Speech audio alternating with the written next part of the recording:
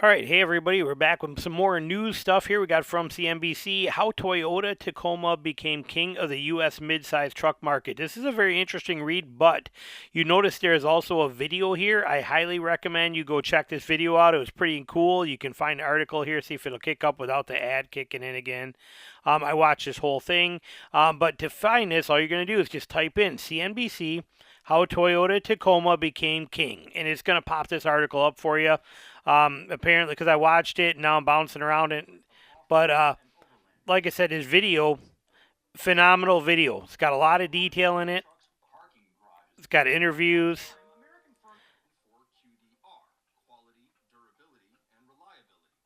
It's as you're seeing, there's a lot of great information in here, interviews with people. So the video is really good, really worth watching. Moving on from there, though, they come in here and they talk a little bit. This truck has dominated, the reasons why they did, how, the timing for the Tacoma was perfect because everybody else was basically rolling.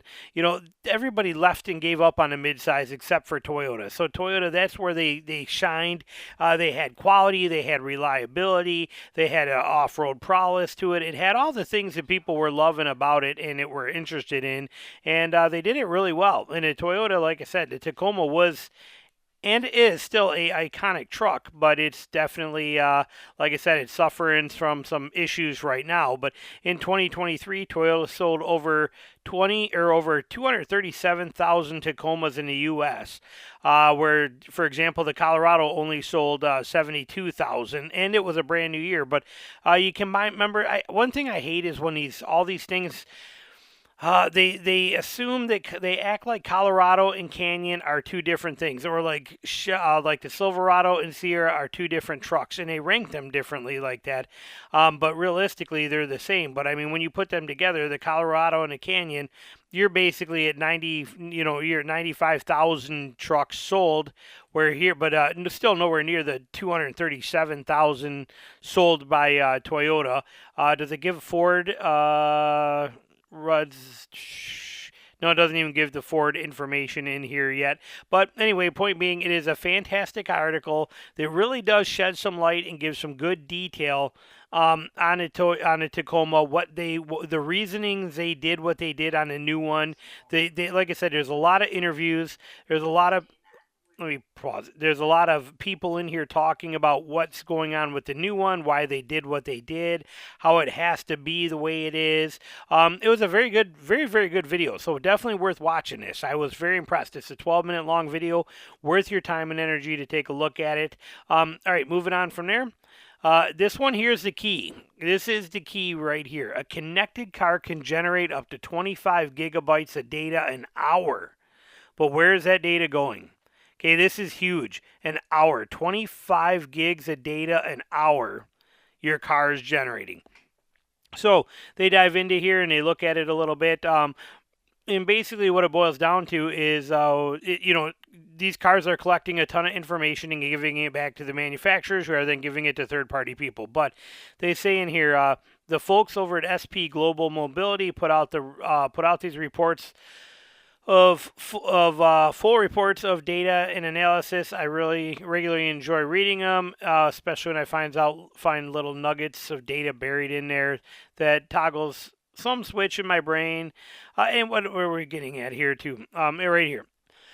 If you're not aware, connected car is basically a vehicle that can communicate data back to the automaker or third party. Most modern cars are connected cars, whether it's as simple as a Subaru that can report back data crash data, or as complex as a Tesla Y sending a stream of your driving back to the automaker. Right here's the article we want to read. This is the part we want to read. It's a lot of data. Here's how S&P describes it. As cars transform into rolling data repositories, more lingering concerns over data privacy and security are beginning to hinder the full potential of connected cars. which collect a lot more data than expected. A typical connected vehicle can generate nearly 25 gigs of data per hour and collect information for more than 100 different data points thanks to embedded features including geolocation and navigation, companion apps, biometrics, voice recognition, onboard diagnostics, and driver's assistance. Woo! Let that sink in. What we heard right there is that from 100 different data points, your vehicle is collecting and giving away 25 gigs of data per hour about what you do, what you say, where you go, how you act, how you drive, what your financial. They even say in here, let's see right here. Additionally, cars can collect data in the background via cameras, microphones, sensors, connected phones, and apps. Sensitive data captured from collected vehicles can include personal identifiable information, PII location, behavior, financial data from customers, as well as intellectual property related to the vehicle and the services provided. That there is scary. For those of you guys that thought that your car was just telling them when you brake hard or when you hit the gas hard or how many miles you drive, no, this thing is your cars today. They are giving. Let me read that again. Let's read this one more time quickly so you understand that here. A typical connected vehicle can generate 25 gigs of data per hour and collect information from more than 100 data points. Thanks to embedded features like geolocation, navigation, companion apps, biometrics, voice recognition, onboard diagnostics, and driver's assistance. Also, data collected in the background via cameras, microphones, sensors, connected phones, apps. Sensitive data captured from connected vehicles can include personal identifiable information, your location, your behavior, your financial data from customers, as well as intellectual property related to the vehicle and services provided. This is bad. This is scary. Now government, nobody cares about us. Okay, they don't care that this is happening to us. They don't care at all. They like this whole process. That's it. But they are starting to care now because of China. Okay, that's what they care about. Okay, in addition to massive tariffs, the feds are planning to clamp down on connected cars. This started back in February when everybody panicked about Chinese vehicles and the Biden administration saying it was going to learn something about the vehicles. Okay, this is it. Okay. They don't care about us. They don't care about everybody getting our data. They don't care how our data is sold because nobody gets in trouble for this. Nobody does. What they do care about, though, is they do not want China getting all this data. We expect to have a ruling out this fall. Okay, this fall. Don't think these vehicles haven't been doing this to us for 10 years, but now they're going to have a ruling. We expect to have a ruling this fall. Raimondo told the U.S. Senate committee on Wednesday, national security risks are quite significant. We've decided to take action because this is serious stuff. Oh, it's serious stuff when it's national security, but it's not serious stuff when it goes against the Privacy Act, goes against everything privacy of ours. It goes against us as humans here in the state. It goes against so many things here, but that doesn't matter. Okay, that's all okay. We can do whatever we want to there to the people. There are people. There are U.S. citizens. Screw them. They don't mean nothing to us. They're just a wheel and a cog. Supply it. Make the rich better. Make the rich more everything. Who cares about their privacy? Who cares what they think? Sell their information any way you can. It's all good. But we will not let China have your information. There we go. So now you know it. Romano says connected vehicles have thousands of sensors and thousands of chips. They're controlled by software, which is coming from Beijing in the case of China-made cars. They know where the driver goes, what the driver's patterns are, what you're saying in your car. It's a lot of data around a U.S. person goes right back to Beijing. Well, woohoo, okay? I mean, you guys have been taking our data this whole entire time, too. What are you doing with it?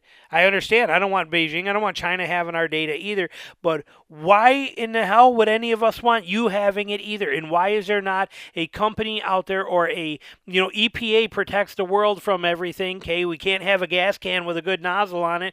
We can't drive a internal combustible engine anymore because apparently it's melting an iceberg somewhere. You can't do all this stuff, but somehow we are left hanging.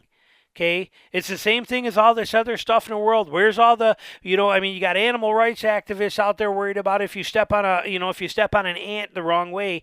But yet, look at the problem we have with human trafficking and smuggling in this country. And nobody seems to care because nobody cares about people in this country. Nobody cares about us. Okay, everything is ridiculous, and the car companies are getting away with it. And as you can tell, pisses me off a little bit. This is pretty sad, and it's pretty sad that it takes a fear of China getting this information for them now to crack down on it. What about everybody getting our information? Why has this been happening, and why is it to this extent? I didn't know it was to this extent. I assumed they collected a lot of data. This is over the charts. This is horrible. This is ridiculous. This is unacceptable. What's the solution this article has for us here? Let's see. The rest of the article goes on and talks about the risks associated with holding the data. We've already seen automakers admit to sharing drivers' information with insurance companies. Some of this is the cost. Oh, here we go.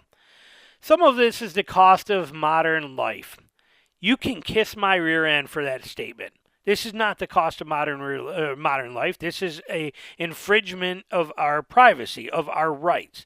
Okay, we get cheaper electronics with the implicit promise that the makers of those products get to squeeze as much info out of it as they possibly can for their own financial gain.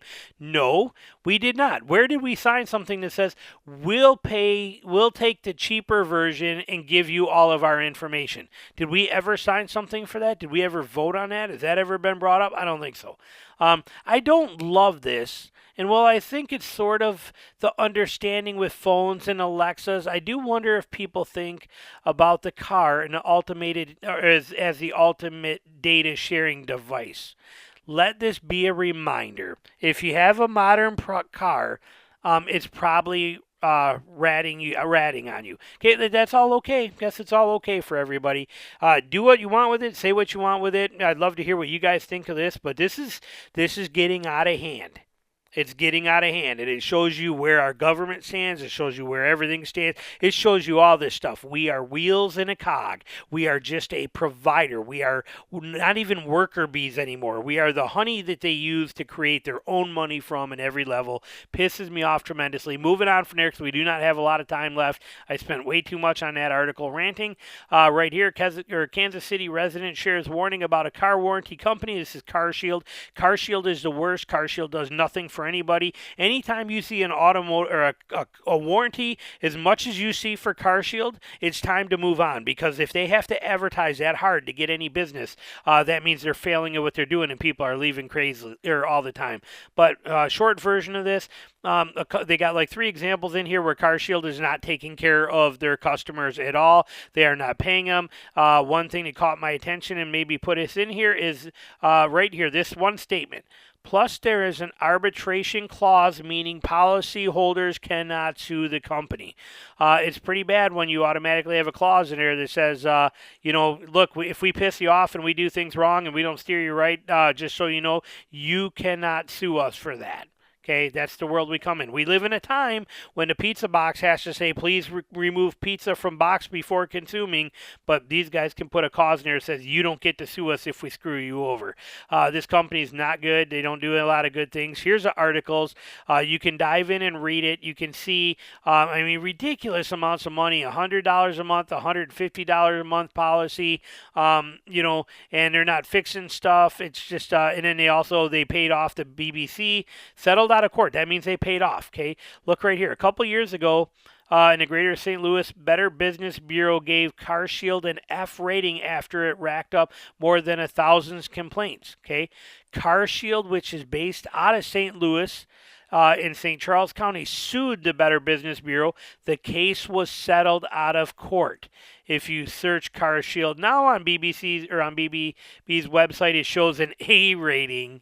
Yet BBB customer reviews only gave it 1 out of 5 stars. It also has more than 3,000 complaints in the last 3 years. Okay, well, the BBB got paid off. That's what happened right there. They settled out of court. How did they settle out of court? They gave them money. They bought them. Okay, that's the way business works today. Don't get caught up by the stupid fancy words. So there you go. Interesting. We're going to cut this one off here. We are 14 minutes, and I hope you enjoyed this little segment, and we will talk to you soon.